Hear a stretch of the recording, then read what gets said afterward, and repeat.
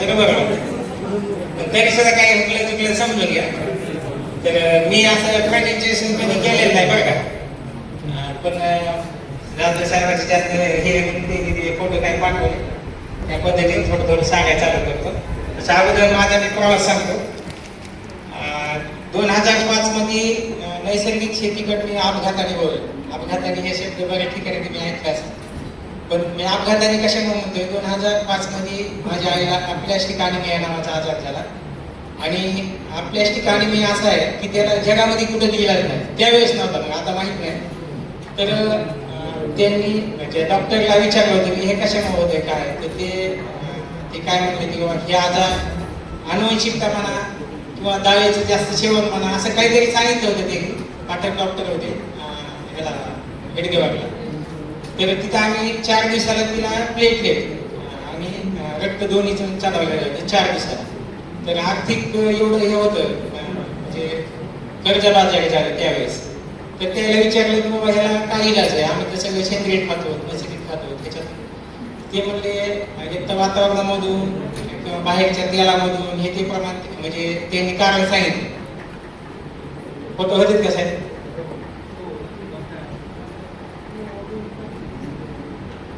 तर ज्यावेळेस आम्ही आमची आई वाढली 2005 मध्ये, तर त्यावेळेस आमच्याकडं काही सुद्धा नव्हतं. जमीन होती 10 एकर 8-8.5 एकर. आणि ह्या जमिनीमध्ये करायचं काय, बियाणे घ्यायला सुद्धा पैसे नव्हते. तर घरी आमच्या आईने एक खपली गव्हाचं बियाणं ठेवलेलं होतं आणि ते बियाणं आम्ही पेरलं. तर बियाण्याला सुद्धा आमच्याकडे बैल नव्हता. एक बैल आम्ही 2 जण भाऊ आणि त्याच्यातून आम्ही वाटणी केली. तर 2 बैलाची एक बैल आम्हाला आला. आपण बघितलं असेल कुठं किंवा ऐकलं असेल किंवा एखाद्या कवितामध्ये ऐकलं असेल की तुफानातील दिवे, सगळ्यांनी ऐकलं असेल तुफानातील दिवे. पण ते दिवा तरी लावलेला असेल तुफानातला, पण आम्ही म्हणतो आमचा हे अंधारातला दिवा होता. पण त्याला वाद बी नव्हती, तेल बी नव्हतं, काहीच नव्हतं. तसं आमचं होतं. तर ते कशामुळे म्हणतोय, ज्यावेळेस आम्हाला बैल वाटून आला त्यावेळेस आम्हाला त्या बैलांनी मारलं तर हात मोडा होता. आणि ज्यावेळेस आम्हाला पेरायचं होतं त्यावेळेस आमच्याकडं म्हणजे एक मोठा आमचे मोठे बंधू होते, त्यांच्याकडे सगळा व्यवहार होता. आणि आम्हाला कोणी सुद्धा समाजामध्ये कोणी ओळखीत नव्हतं बाहेरच्या व्यवहारामध्ये. तर कोणाला उसने मागायला गेले की त्या नाही म्हणायचे तुमच्या भावाला आणा, तुमच्या भावाला आणा की आम्ही 50 ते 1 लाख रुपये तुम्हाला देऊ. हे फक्त बियाणे खरेदीसाठी, खत खरेदी करण्यासाठी काय भाग. तर मग काय केलं, घरचं बियाणं पेरायला चालू केलं. रब्बीच्या वेळेस आमच्या वाटण्या झाल्या. आणि पेरायचं कसं, तर आमच्या घरच्या मंडळीला म्हणलं तुला कमरेला आम्ही दोरी बांधतो मागे मागे पेरू. तर हात बांधलेला होता. तसंच 1.5 एकर क्षेत्र मी गव्हाचं 4 ते 5 म्हणजे 5-7 दिवस आम्ही पेरत होतो. रोज 4 काकडे पेरत होतो. असे 40 काकडे होत्या. ते 4-5 कधी 7 असं हे करीत सुरुवातीला 4 काकडे पेरले. तर दुपारच्याला ती म्हणजे माझ्या कमरेमध्ये हे झाले म्हणजे चमक आले म्हणजे. तर म्हणलं आता काय झालं बघू, थोड्या वेळ थांबू म्हणलं. ते अर्धा 1 घंटा थांबलो. पण ती म्हणली काय आता मला उठायला येत नाही, बसायला येत नाही, काहीच नाही, मला आराम करू द्या म्हणजे. संध्याकाळी 5, 6, 7 वाजले तरी ती म्हणली मला काय उठायलाच आहे नाही म्हणली. तसंच तिला बैलगाडीत पण तरी गेलं. दवाखान्यात नेलं. डॉक्टर आमच्या तिथले ते म्हणले तुमच्या मंडळीच्या कमरेत गॅप आहे म्हणले आणि ते गॅपमध्ये तुम्हाला पुण्याला जाऊन तुम्हाला ऑपरेशन करावं लागेल. म्हणले साहेब खर्च किती आहे?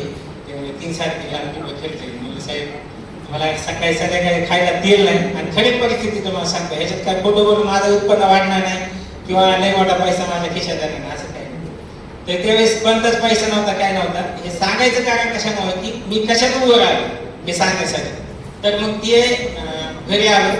घरी जे काय आपण झाडी पाल्यापासून औषध बनवले त्याच्यापासून तेल हे ते तयार केलं, ते चालू केलं. आणि खाण्यातून थोडंसं ते व्यवस्थित थोडं थोडं झालं.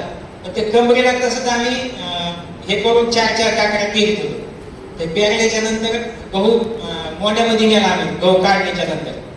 आणि गहू काढल्यावर त्या मोढ्यात नेल्यानंतर ते म्हणलं याला 2000, त्यावेळेस 2000 रुपये चांगल्या गव्हाला भाव होता. आणि आमचा गहू मार्केटमध्ये नेल्यावर त्या खपल्याचे आता साहेब म्हणले होते सकाळी कोणतरी तर खपली त्या ताई म्हणल्या होते खपली गहू काढायची मशीन कुठे भेटते. तर ज्याच्याकडे खपली गहू का त्याला माहिती ह्याच्यामध्ये प्रोसेस किती लय अवघड काम आहे ते. आणि त्याच्यामुळे ते म्हणले ह्याला गहू काढून घ्या. गहू काढल्याच्या नंतर आमच्याकडे आणा 3-3.5 हजार रुपये भाव भेटून जाईल. तर ते काढायचं जरी म्हणलं तरी आपल्याला 3-3.5 हजार रुपये खर्च त्यावेळेस येत होता. कारण बाहेरच्या गावी जायचं, ऑटो करून जायचं, त्याच्याकडून काढ बांधायचा करायचं, थोडंसं अवघड काम होतं. नंतर मग ते गहू काढला, ते म्हणजे इथं काय 2,000च्या पुढे विकत नाही म्हणजे 2,000 जवळपास भेटत म्हणजे. नंतर मग असंच कोणतरी सांगितलं की मुंबईला गावदेवी मैदानला नाम फाउंडेशनचं एक्झिबिशन आहे 10 दिवसात, तुम्ही येता का तिथं? म्हणजे येऊ आपण, आम्हाला मुंबईला जायला पण पैसे नाही. आता गावातील लोक काय म्हणले, तेव्हा आता मुंबईला चाललाय, इथंच द्यायला कोणी गावाला घेत नाही ना, आता मुंबईला चालला तिथं काय होणार आहे म्हणले. मुंबईचे लोक तर अवघड आहे म्हणले, म्हणले किडनॅप काढून घेते, किडनॅप करते. ग्रामीण भागाचा एक भाग आहे. आणि साहेब तुम्हाला खरं सांगतो, गावात मला कोणी सुद्धा 1 रुपया कोणी बसणं देत नाही. परिस्थिती सत्य परिस्थिती. आणि तिथं गेल्याच्या नंतर मुंबईला गेलो, ते म्हणजे जायला यायला सगळं मोफत आहे. मग आमचे शिवरामजी घोडके त्यांनी सगळी बीडला व्यवस्था केली, सगळी चाळे साहेब त्यांनी सगळी व्यवस्था केली. म्हणजे आम्ही मदत करू बा तुला शून्यातून थोडंसं वर काढण्याचा प्रयत्न करू. ते मुंबईला गेलो, ते म्हणले नुसता गहू नेऊ नको म्हणले, ह्याच्यासोबत डाळ काय असलं नाही. मग आम्ही त्याचं भाडा केला, रवा केला, शेवाळ्या केल्या आणि आम्ही मुंबईला गेलो 3ऱ्या दिवशी. अगोदर 2 दिवसांनी आधी सांगितलं, 3ऱ्या दिवशी गेलो तर 2ऱ्या दिवशी उद्घाटन होतं. मग आम्ही सकाळी पहाटे तिथे गेलो आणि उद्घाटनमध्ये 3 वाजता त्या ह्याचं तिचे जे काही एक्झिबिशन होतं तिथं उद्घाटन होतं 3 वाजता. आणि सकाळी रविवार होता त्या दिवशी. सकाळी लोक जे हापचेलीवर फिरायला येते, फिरायला आल्यावर ते बाकीचे म्हणले काय आलं हे, आम्ही गतुडे बांधून, आम्हाला काय पॅकिंग बिकिंग तसं काय माहित नव्हतं. आम्ही आपले गतुडे बांधले, मागताना तसं काटा इकडून अर्धा किलो, 1 किलो, पाव किलो छटाकली हाटवाला दगडाचा गेला तेच काढून. मग बाकीचे लोक म्हणले हे लई झाडात दिसते बाबा, आणि होतं त्या अडचणी. आणि नंतर मग बघितल्याच्या नंतर ते म्हणजे कुठारी बीडचे ते बॅनर लावलं आणि त्या टेबलवर ठेवलं ते सगळं. तसे वाचके बोचके ठेवून आपण हाताळायचे जसं असतं ते सगळे मशाला आहे ते त्याच पद्धतीने ठेवलं. मग तिथे एक आपल्या नगरकडा एक शेतकरी होता, म्हणजे ते ठाण्याला राहत होते, अंगणे नावाचे शेतकरी. तिथे कंपनी जॉबला होते. ते म्हणले तुम्ही ग्रामीण भागातले आपल्या इथे एक ठाण्यामध्ये मोठा बिग बाजार आहे, मॉल आहे मध्ये मोठा, तिथं म्हणले खपली गव्हाचा काय भाव आहे काय नाही तिथं बघा, चौकशी करा. तुम्ही असं गावसारखं वागू नका म्हणले, तुम्ही असं पॅकिंग करायचं व्यवस्थित करा. मग साहेब आम्ही मागचा पुढचा काहीच विचार केला नाही. घरचे म्हणजे जा तुम्ही. घरचे आमच्या लक्ष्मीबाई थांबले तिथं आणि मी गेलो त्यांच्यासोबत.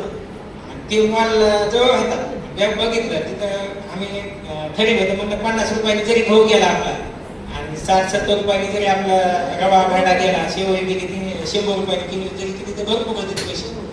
आणि त्याला म्हणून ठेवतं. आम्ही गेलो बघितलं, तिथं मॉलमध्ये गेलो 120 रुपये किलो गहू होता आणि भाडा बघितला तर तेव्हा 150च्या पुढं होता. मग हे असं लई लांब गणित चाललं. मग मला थोडंसं तोंडाला पाणी सुटतं कोणाचे. आणि आपण तर शेतकरी का, आपलं शेतकरी लालची माणूस आहे थोडासा. तर तिथे मग त्याने म्हणलं काय करायचं आता. ते म्हणलं आता मला हे पॅकिंग करावं असं तसं नाही. म्हणलं आता पॅकिंग करायची आपल्याकडे काय पैसे नाहीत काय नाही. मी म्हणले मी मदत करतो. आणि त्यावेळेस आपल्या माझ्या मनात बी काय नाही तेव्हा हे माणूस कोण आहे, यासोबत कुठं चाललं, गावाकडे लोक काय म्हणलेले असं काय विचार झाला नाही. मग त्यासोबत गेलो, त्यांनी ते सगळं साहित्य दिलं, पॅकिंग दिली, बिचाऱ्याने सगळं मदत केली. आणि मग 2-2.5 तास गेले ना, घरच्याला थोडंसं तिकडं काहीतरी आठवलं. आमच्या वेळेस मोबाईल सुद्धा नव्हता, मोबाईल नंबर सुद्धा नाही, काहीच नाही.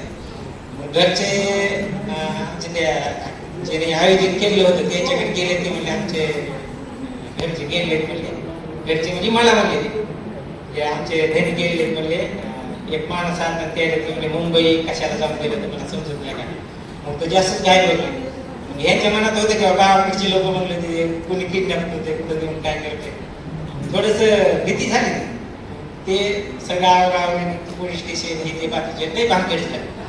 आणि नंतर ते आले सगळे, मी आलो तितक्यात मला बघितली ते घरच्या लागले ना काढायला. आणि म्हणलं काय झालं काय नेमकं काय झालं, सामान नेलं काय कुठं. मुंबई लोक म्हणले ते मी तिकडून तसं म्हणलो. ती म्हणले नाही मला वाटतं तुम्ही मला गेला तर किडनॅप केलं ना काय असं वाटलं.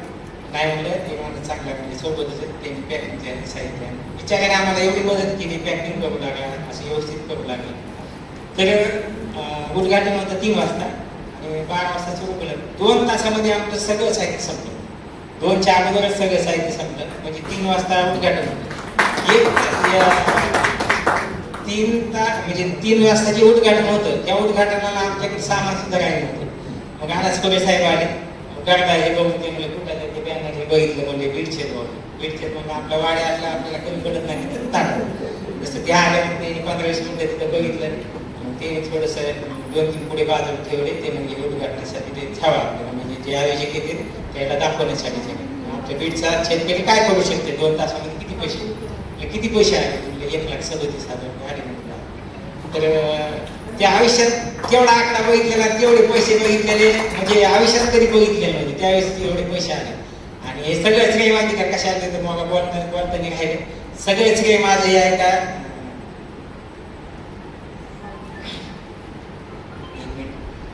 सगळेच काही माझ्या लक्ष्मीला देतो मी. कारण माहिती का जोपर्यंत आपल्या शेतीमध्ये असू द्या घर प्रपंचामध्ये असू द्या याच्यामध्ये असू द्या आपल्या लक्ष्मीच्या आपल्याला साथ असल्याशिवाय आपण म्हणजे हे संसारूपी गाडा व्यवस्थित चलत नाही. ह्या सगळ्या गोष्टी तुम्हाला सांगितल्या आणि तिच्यानंतर कोणते तरी एबीपी माझ्या काहीतरी बातमी बघितली गावातले लोक आम्हाला माहिती शेती काहीतरी काम करायचं नंतर गावाकडे आल्यावर बाकीचे म्हणले काही मदत लागली सांगायचं सांगायचं काय की बाबा पहिलं कसं होतं किंवा ते कोणता तरी भाऊ आता त्याच्याकडे काय नव्हतं ते बहीण आल्याच्या नंतर ती वावाली नव्हती अगोदर त्याला भाऊ विचारित नव्हता नंतर ते सांगत की हे सोन्याला ह्याला त्याला किंमत आहे पैशाला किंमत आहे माणसाला ती माऊली भाऊनी सांगितली पैसा महत्वाचा जास्त थोडासा तसं नंतर आपल्या देशी वाणाकडे बाकीचे काही कंद येतात हे असं कधी केलेलं नाही बघा आता पहिलेच सांगतो. हे काही कंदाचे प्रकार आहेत त्याच्यात आपले 9-10 कंदाचे प्रकार आहेत.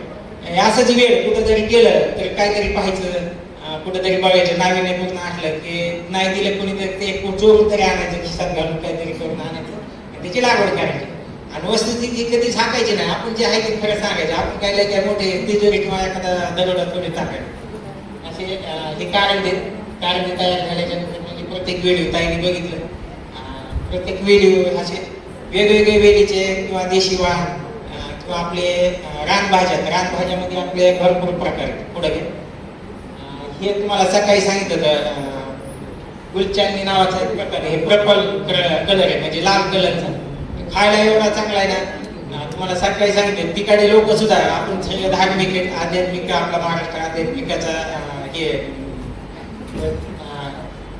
ते लोक ती भाजी सोडून इकडे हे भाजी खायला येते मग ह्याचा विचार करा ह्याच्यात किती प्रोटीन असेल हाय प्रोटीन पुढे काय साहेब हे चाईचा मोहर आहे ह्या मोहराची पण भाजी होती मग आता कोणतरी म्हणलं की ह्याची भाजी त्या भुर्जीसारखी होती अंड्याची भुर्जीसारखी सेम होती असं त्यांचं म्हणणं आहे त्याची पण भाजी बनवता येते. ही चाईचाच प्रकार आहे ह्याला गंध लागल्याच्या नंतर